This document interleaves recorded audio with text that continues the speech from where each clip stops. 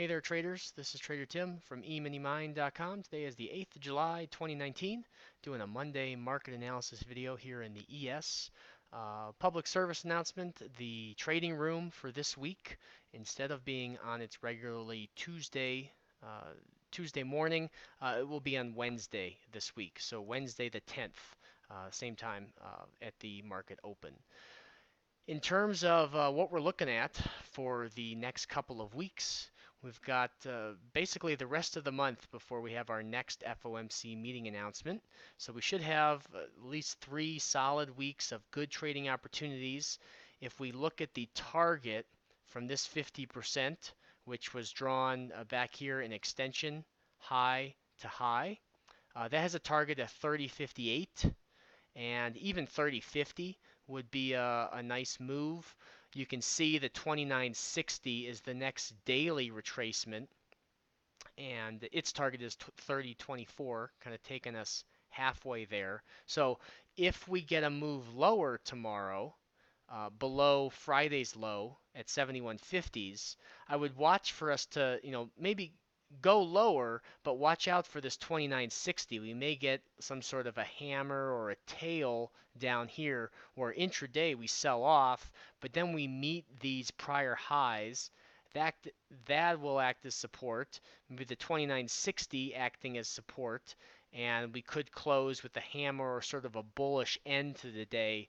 So just don't get too caught up in overselling the market, because we are coming down into some longs here. If we do go lower and we take out the 61.8, 29.49s, I don't really have anything below us other than this swing low back here at 29.1675s. But at this point, things are kind of looking pretty smooth, and a lot of traders are still on holiday. It's summer, and the month of July is pretty good. Typically, it's the month of August that ends up just being kind of a choppy mess. So I'm hoping that these next 3 weeks will be really good for trading, and then we'll be able to kind of scale things back in the month of July.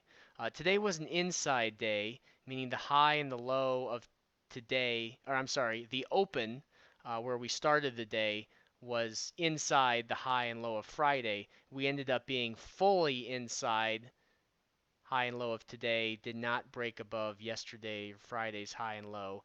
And thus, when you get that situation, ends up being a pretty lousy, or just a kind of a blah day. First 30-minute candle pretty much encompasses the whole day. And when you get these tails that stick outside of it, it's the market rallying briefly and then coming back in. When you get continuation, where like on Friday, the very next 30-minute candle broke down and closed below the first one, then we get the reversal bar, and then all of those following candles are able to make new highs and close in the green. That's a much better environment to be taking trades, as opposed to a day like today where we can't even close our second 30-minute candle above or below the first one. We just stay within the first 30-minute range. So that's why I always mark the high and the low for the first 30 minutes, because if I see us break above and then come right back into the first 30-minute range, that's a sign that I want to be active at the top of the range, maybe fading the top and the bottom of the range. I don't want to be putting on trades in the middle of the range, because that's where you get stopped out, chopped up, and just kind of spit out the back. So kind of short and sweet for today. Again, no trading room tomorrow. We'll be doing the room on Wednesday of this week. And if you have any questions or want me to take a look at any charts or just talk trading, feel free, shoot me an email, tim@eminimind.com. You can also leave questions below. Happy to answer any there. Thanks a lot and have a great week.